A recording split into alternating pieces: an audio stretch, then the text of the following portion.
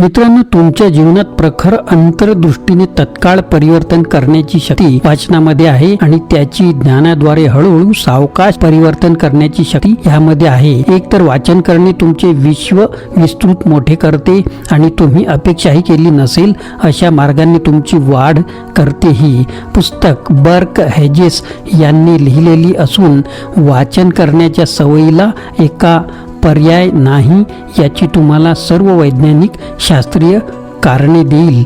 तर चला मग वाचन सुरू करूया आणि श्रीमंत होऊया, आपली वाढ करूया. कारण वाचाल तर वाचाल असे डॉक्टर बाबासाहेब आंबेडकरांनी म्हटलेले आहे. या पुस्तकाचा सारांश मी तुम्हाला 4 छोट्या छोट्या व्हिडिओमध्ये विभागून सांगणार आहे. तर चला सुरुवात करूया. भाग पहिला.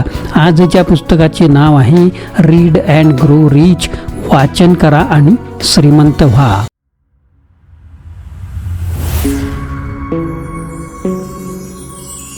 नमस्कार मित्रांनो, माझे नाव आनंद आहे आणि मराठी आनंद यूट्यूब चॅनलमध्ये आपणा सर्वांचे स्वागत आहे. कसं वाचन करण्याची वाचण्याची छोटी शक्ती तुम्हाला तुमच्या जीवनाच्या सर्व क्षेत्रांमध्ये श्रीमंत बनवेल हे पुस्तक लिहिलं आहे ज्यांनी जे बेस्ट सेलर पुस्तक who sold the American dream या पुस्तकाचे सुद्धा ते लेखक आहेत. वाचनाचे सौंदर्य, the beauty of reading, the greatest salesman in the world हे पुस्तक वाचून मॅथ्यू कोनाघे ज्यांनी अनेक ऑस्कर पुरस्कार जिंकले आहेत, एक नट, अभिनेता आणि निर्माता म्हणून यांना स्वतःविषयी सचेत केले.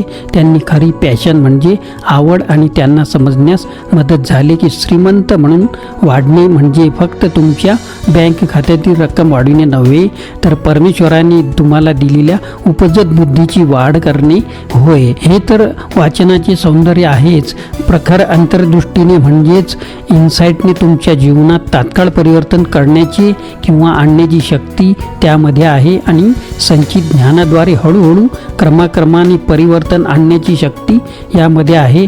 वाचनामुळे तुमचे विश्व किंवा जग विस्तृत होते, वाढते किंवा प्रसरण पावते आणि तुमची वाढ अशा मार्गाने करते ज्यांच्या तुम्ही विचारही किंवा अपेक्षाही आपण केली नव्हती किंवा केली नसेल. लिखित शब्द खूप शक्तिशाली असतात. तुम्हाला मरणप्राय, मृतप्राय तुमच्या मार्गावर जाण्यास वाचनाने इतर कोणत्याही माध्यमापेक्षा एकाएकी तुमच्या जीवनात परिवर्तन आणण्याचे आणि मृतप्राय तुमच्या मार्गावर जाण्यापासून थांबण्याची संभाव्यता यामध्ये आहे आणि जीवनातील उलट दिशेला करण्याची संभाव्यता यामध्ये आहे. इतर कोणत्याही माध्यमापेक्षा तुम्हाला हे कधीच कळणार नाही की कोणते पुस्तक तुमच्या जीवनातील कोणत्या काळी वेळी तुमच्या जगात धमाल केली असेल आणि अगोदर शक्य कधी होते याचा विचारही केला नसेल. अशा मार्गाने तुमची वाढ करण्यासाठी तुम्हाला प्रेरित केलेले आहे. हे आश्चर्यकारक आहे. एखादे पुस्तकच असेल कदाचित ते वाचन न करणारे आणि दारिद्र्यता किंवा गरिबी असणारे. मला काही आकडेवारी तुम्हाला दाखवून द्यायची आहे. आकडेवारी क्रमांक 1. आज घडीला कोणत्याही वेळी 1/3 लोकसंख्या गरिबीत जगत आहे. दुसरं आकडेवारी क्रमांक 2 म्हणजेच 37% म्हणजे जवळपास 1/3 लोकसंख्येने कॉलेज महाविद्यालयानंतर एकही पुस्तक कधीच वाचले नाहीत असे सुद्धा लोक आहेत. आता या आकडेवारी दिलेल्या दोन्ही आकडेवारीवर एक क्षण विचार करा. आपल्यापैकी प्रत्येक 3 पैकी 1 जण गरिबी जगत आहे. हे मानवाला कलंक, डिस्ग्रेस आहे आणि आपल्यापैकी 1/3 पेक्षा अधिक लोक मानवी इतिहासातील सर्वात शक्तिशाली तांत्रिक यशाचा फायदा घेण्यास नकार देतात, म्हणजेच वाचनाला नकार देतात. चला बघूया 1/3 गरिबीत आणि 1/3 वाचन न करणारे. योगायोग.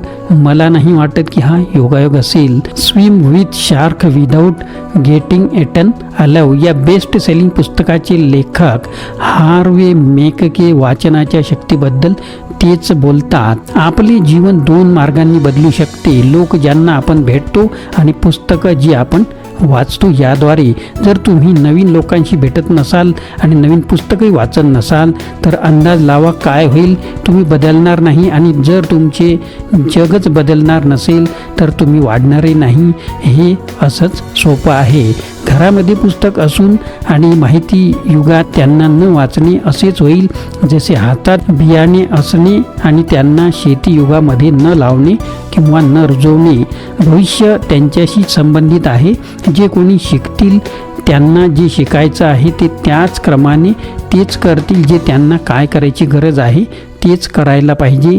आजच्या युगामध्ये जेव्हा ज्ञानी कुशल कामगारांची बरीच अधिक संख्या प्रसिद्ध नामांकित कामगारापेक्षा तुम्ही ज्ञान घेण्यासाठी चांगली तयारी केली पाहिजे आणि तेही आता घ्या. ते जे वाचू शकतात परंतु त्यांनी न वाचणे निवडले.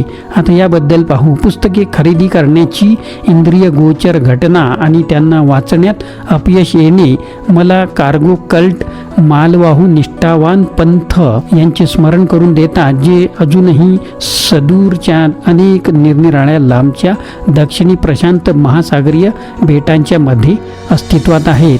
त्यांच्यापैकी काही बेट तोंडी किंवा मौखिक संस्कृतीद्वारे प्रसिद्ध पावले असून जे बाहेरील जगाशी फार मर्यादित संपर्कात आले होते. उद्योगप्रधान देशांकडून यापैकी बरीच बेटांचा द्वितीय विश्वयुद्धापर्यंत शोध लागला नव्हता. अगदी आजही तेथील मूल निवासी बाहेरील जगापासून वेगळे राहतात. विदेशी नौदले किंवा आणीबाणीतील सामाजिक कार्यकर्ते त्यांच्यासाठी भेटी वगळून ह्या अपवादात्मक आहे. दुर्मिळ भेटी दरम्यान बेटावरील किंवा द्वीप समूहातील रहिवासी एका जादुई इंद्रिय गोचर घटनेचे साक्षीदार होतील किंवा होत असतात.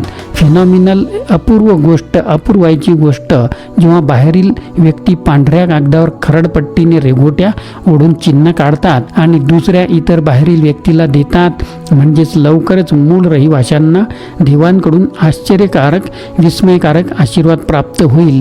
राक्षसी पक्षी मोठ्या पक्षाकडून अन्न व पुरवठा आकाशातून सोडला जाईल. त्यांना माहीत नाही ते विमान होती. प्रचंड मोठी जहाजे, बुटांची, कपड्यांची गोधडी आणि तंबू यांनी पेटारे पोहोचतील. साधा भोळा मूळ रहिवाशी चुकून व्यावसायिक कागदपत्र, खरेदी आदेश, चालान आणि अशाच इत्यादी सारखे गोष्टींना गृहीत धरत होता.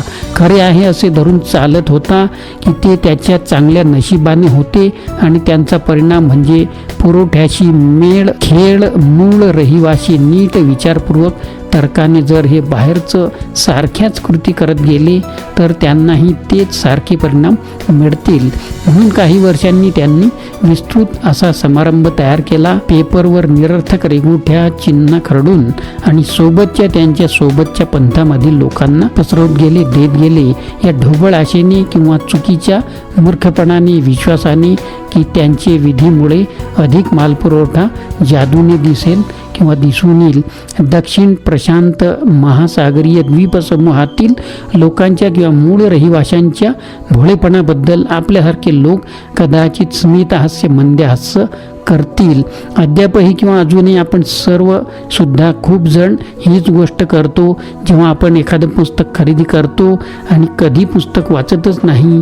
हे फक्त पुस्तक खरेदी करणे सुद्धा पुस्तक खरेदी करणे हेच कारण असतानाही जीवन जादूने समृद्ध होण्यासाठी, तसेच जसे कागदावर निरर्थक रेघोट्या चिन्हे खरडणे यामुळे अन्न पुरवठा आकाशातून जादूने खाली पडणार आहे, या भोळ्या बाबळ्या आशेपेक्षा जास्त नाही. खरे तर असे आहे की फक्त पुस्तक खरेदी करणे तुम्हाला गरीब, अतिगरीब बनवते, तर पुस्तक वाचणे हेच ते काय जे तुम्हाला श्रीमंत बनवते, मोठे बनवते. मित्रांनो, भाग पहिला कसा वाटला जरूर कळवा. चॅनलला सबस्क्राईब केलं नसेल तर जरूर करा. पुन्हा भेटूया भाग 2 मध्ये. मित्रांनो, आपल्याला व्हिडिओ आवडल्यास लाईक करा, शेअर करा, सबस्क्राईब करा.